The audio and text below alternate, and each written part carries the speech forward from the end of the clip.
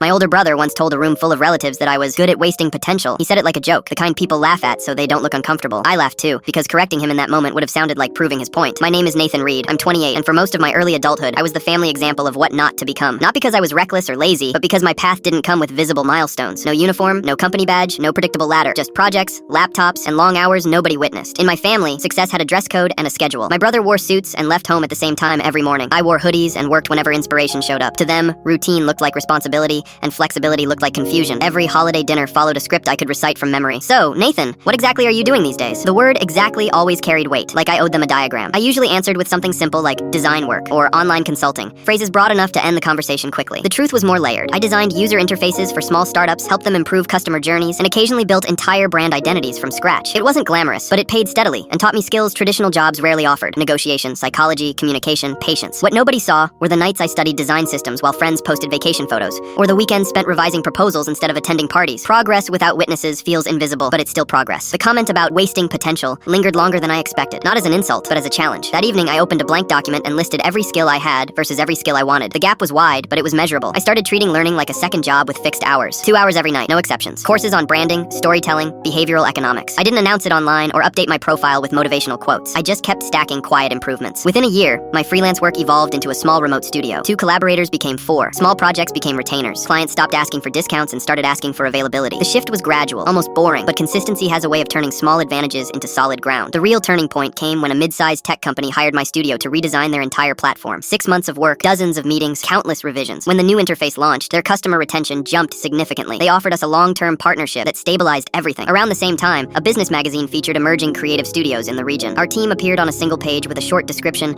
and a modest photo. It wasn't viral fame, it was quiet legitimacy. At the next family gathering, the atmosphere felt different before anyone said a word. My brother mentioned the article casually, as if he'd always known I was headed somewhere specific. Relatives who once skimmed past my updates now asked thoughtful questions. The irony wasn't satisfying, it was revealing. Their perception hadn't changed because I argued better. It changed because evidence arrived. That's when I understood something important. People rarely adjust their opinions based on explanations. They adjust them based on outcomes they can see without effort. Since then, I've kept the same habits. I still work late when necessary. I still dress simply. The biggest difference is internal. I no longer rush to clarify my direction to people who aren't walking the path with me. Labels lose power when your daily actions contradict them consistently. Potential isn't something you defend in conversations. It's something you develop in private until results introduce you properly. My brother doesn't joke about wasted potential anymore. Not because he changed dramatically, but because my trajectory became visible enough to understand. And the truth is, I don't need him to fully understand it. The most freeing realization of my career was this: you don't have to look successful while you're building success. You just have to keep building long enough that the structure stands on its own. When it finally does, the same people who questioned your direction often become the ones asking for your map.